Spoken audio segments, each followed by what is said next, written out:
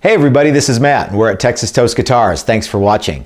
Want to do a video today about working with Richlite. And I've been wanting to do this video ever since the NAMM show. Look, I got a piece of Richlite here. Actually, I got 4 pieces.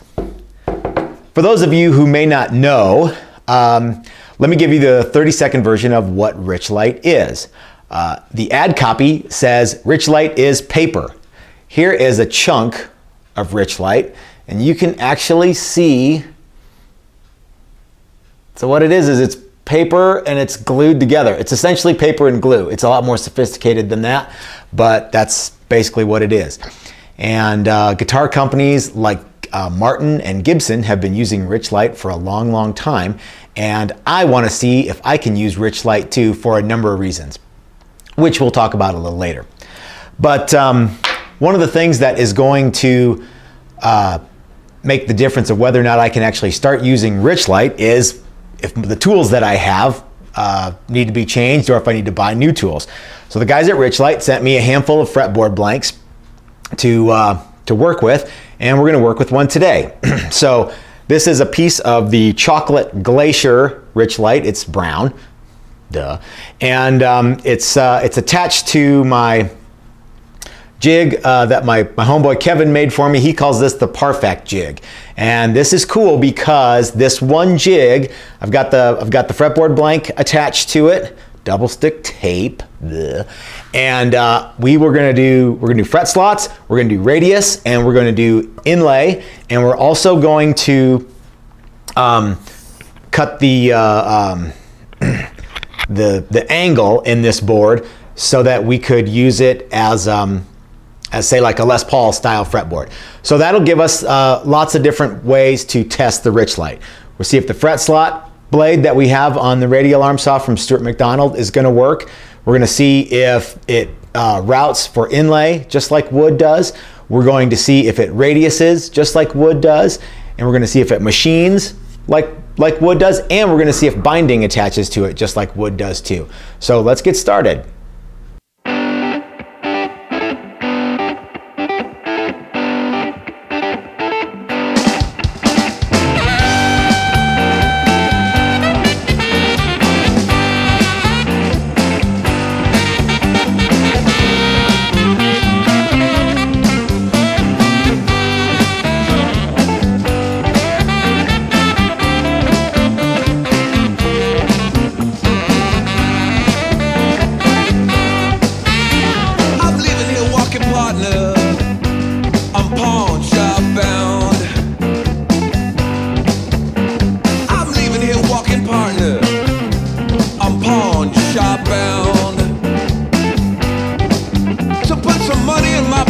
Baby, 'cause I believe I'm sinking down.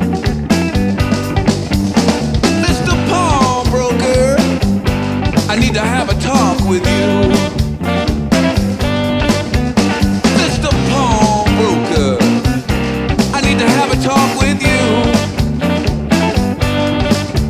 I'm having a hard time every time my rent is due. I got to pawn my watch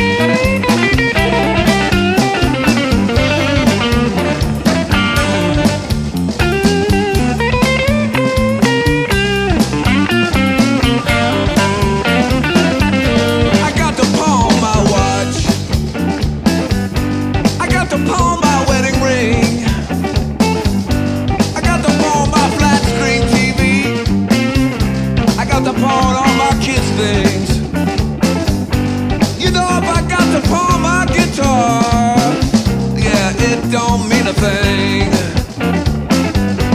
It's right around my corner.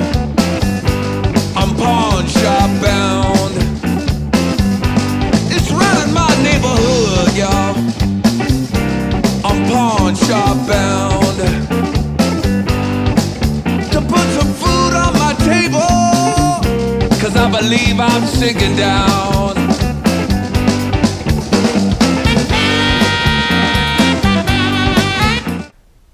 All right, you saw the video, you saw me machine it.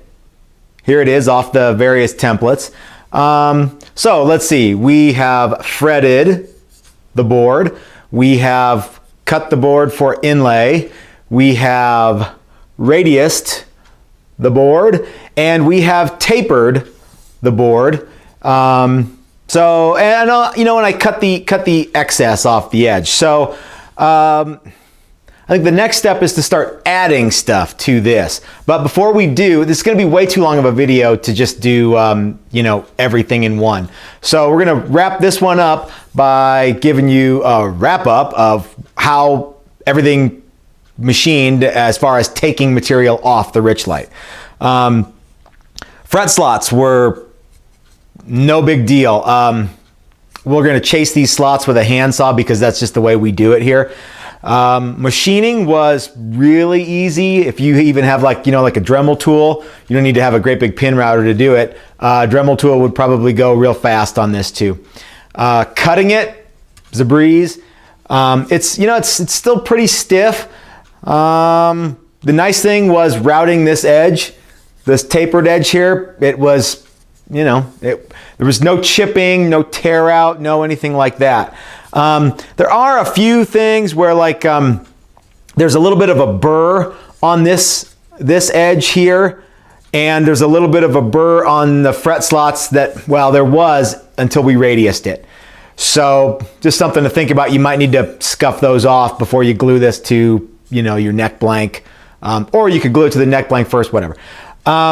So if you have any questions about this video, please let us know in the comments below. And then later on this week, I'll do a video where I add some frets, add some inlay maybe. You know, I might not even do inlay. I'm pretty sure inlay will epoxy into these slots just fine. But since this is just a test board anyway, we'll add some frets and we'll add some binding and we'll see, you know, what that's like moving forward. So if you have any questions about removing material from Richlite, I have now done a little bit of that and I might be able to help you with said questions. Leave them in the comments below. Don't forget to subscribe, and don't forget that this is Matt at Texas Toast Guitars reminding you that if you're so smart, build it yourself. That's what I do. Thanks for watching, everybody.